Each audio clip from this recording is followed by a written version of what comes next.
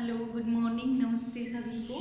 आज जो नववर्ष है इसकी आप सब लोगों को हार्दिक शुभकामनाएं देती हूँ और उम्मीद करती हूँ कि ये जो नया वर्ष है आपके जीवन में खुशहाली लाए और जिस मुकाम तक आपने पहुँचने के लिए जो मेहनत की है वो मेहनत आपको उसका फल मिले, उस मुकाम तक आप लोग पहुँचे।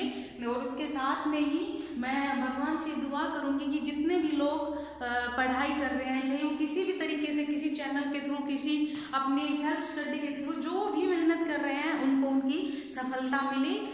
साथ में मैं आप लोगों को बताना चाहूँगी कुछ थोड़ा सा पढ़ाई के बारे में कि एक शिक्षित होना कितना ज़रूरी है, ठीक है। क्योंकि अगर हम शिक्षित होंगे तो हम अपने आसपास के, अपने जो एनवायरनमेंट है वहाँ पे जो लोग रह रहे हैं उसका विकास करेंगे, हम अपने आसपास का करेंगे, अपनी सिटी का करेंगे और इस तरीके से बढ़ते बढ़ते पूरे समाज का जो विकास है वो होगा। देखो, सिर्फ किताबी ज्ञान से कोई ऐसा नहीं है कि भाई जिसके पास किताबी ज्ञान है और नौकरी लग गया बस वही सब कुछ है। ऐसी लोगों की धारणाएं हैं कि बस जो नौकरी लग गया बस वही है। जो लोग मेहनत कर रहे हैं, जो अभी तक अपने उस मुकाम पर नहीं पहुंचे लेकिन मेहनत तो उन्होंने भी कर रखी है, तो इसलिए एक शिक्षित होना बहुत जरूरी है ताकि हम सबका विकास कर सकें। सब कुछ हमें अपने बारे में, हमारे क्या हक हैं, क्या अधिकार हैं, इस तरीके से हमें सब कुछ पता होना चाहिए। अगर एक बच्चा 12वीं तक पढ़ लेता है तो उसको इतना जरूर पता होता है कि क्या हमारे पास अधिकार हैं, हमें समाज में किस तरीके से रहना चाहिए, बशर्ते कि उसने एक अच्छी शिक्षा ग्रहण की हो।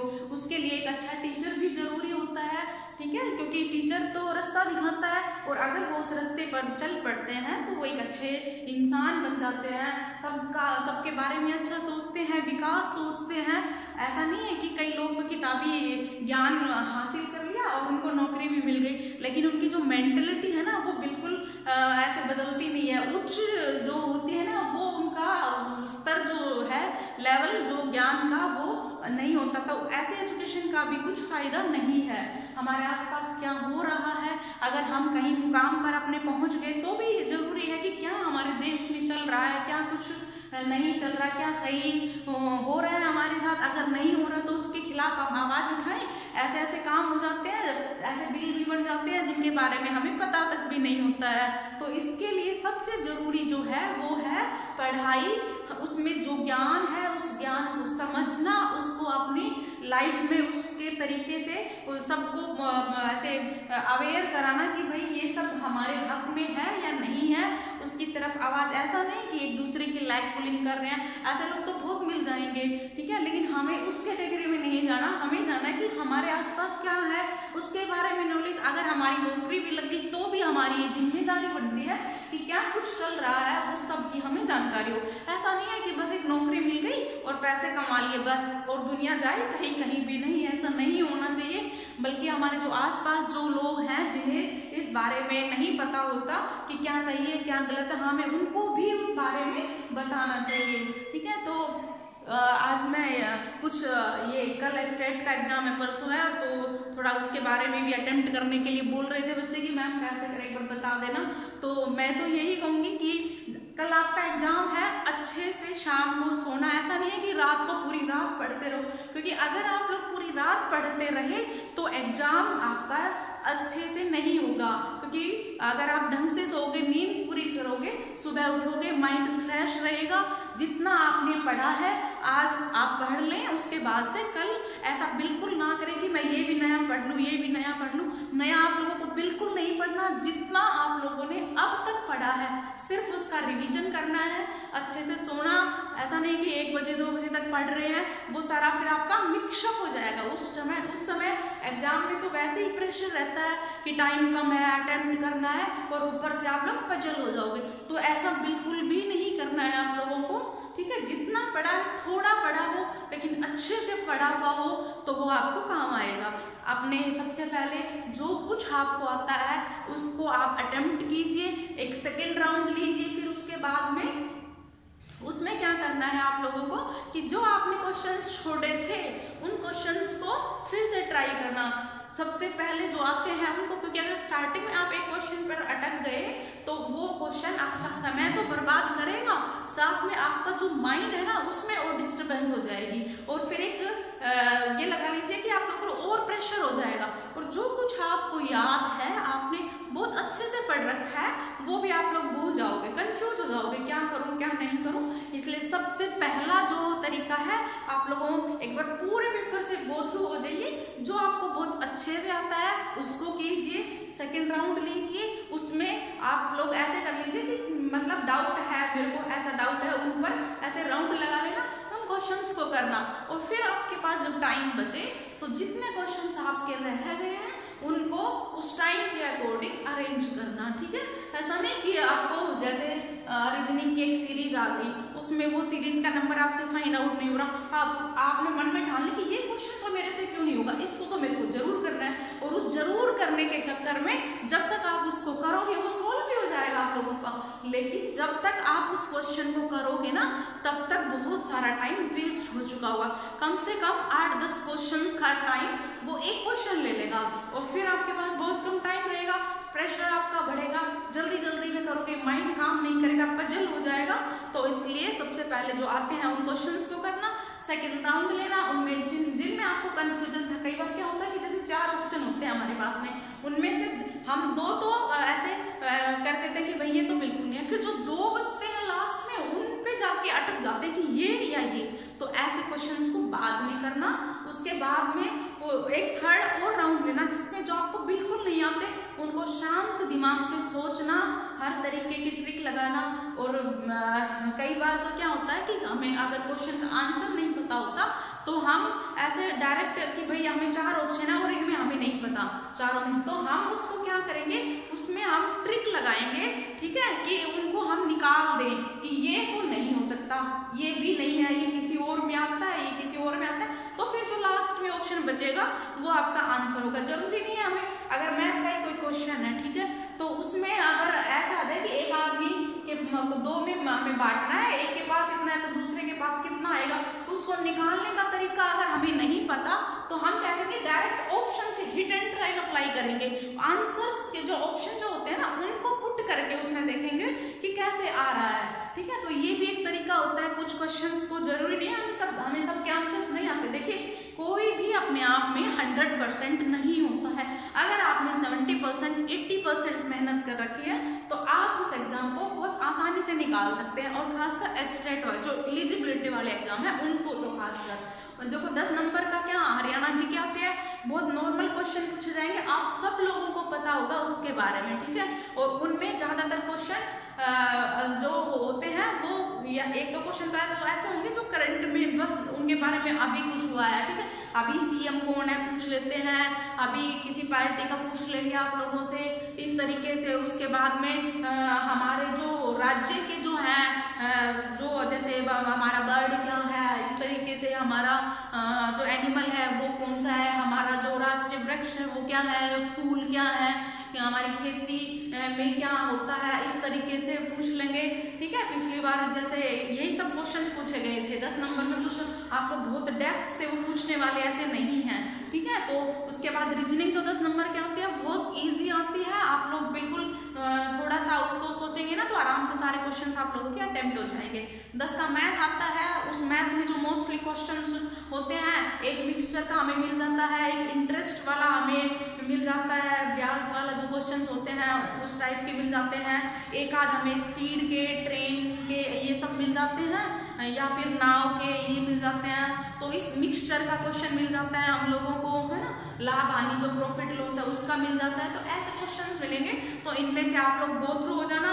एक बार जो लास्ट ईयर जो क्वेश्चन पेपर है आप लोग उसको उठाना, और उसमें मैथ के जो क्वेश्चन है उसी टाइप के लगभग आपको क्वेश्चन मिलेंगे। तो उन 10 के 10 क्वेश्चंस की टाइप के क्वेश्चन आप जरूर करके जाना, ठीक है। ऐसा ही हिंदी में होता है, 15 क्वेश्चन हिंदी में आएंगे, तो वो जो 15 क्वेश्चन हिंदी में लास्ट ईयर के पेपर से आप उठा के देखना, उन टॉपिक्स को आप जरूर से करके जाना, क्योंकि उन्हीं से रिलेटेड क्वेश्चंस आएंगे उसमें। ऐसे ही इंग्लिश का है, ऐसे एक हमारा मिस्टेक का मिल जाएगा हमें, ग्रामर एरर का मिल जाएगा, एक नरेशन का मिल जाएगा, एक वॉइस का मिल जाएगा, इस तरीके से पैराग्राफ जैसे होता है उसको हो जाएगा। तो इस तरीके से बहुत ईजी पेपर होता है।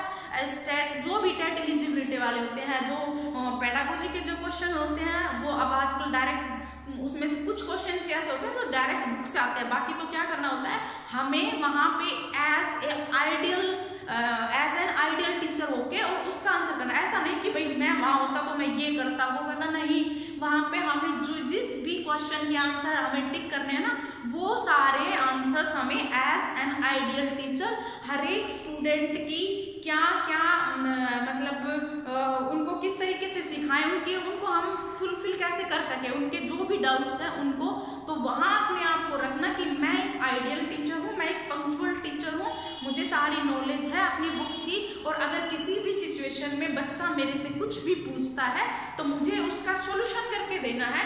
आप उस आंसर के साथ जाओगे। ऐसा नहीं कि जैसे एक बच्चा है उसने क्वेश्चन याद नहीं करे तो हम उसको क्लास से बाहर निकाल देंगे, नहीं, हम उसको क्लास से बाहर बिल्कुल नहीं निकालेंगे, हम उसको क्लास में ही समझाएंगे, क्योंकि अगर हमने उसको क्लास से बाहर निकाला तो जो हम पढ़ा रहे हैं वो समझेगा ही नहीं बिल्कुल भी, ठीक है। तो इस तरीके से हमें कुछ नहीं, ऐसा आंसर बिल्कुल भी नहीं करना है जिसमें बच्चे का लॉस हो, एजुकेशन का लॉस हो, टाइम का लॉस हो, उसकी मेंटालिटी पे कोई फर्क पड़े, नहीं, बिल्कुल भी नहीं।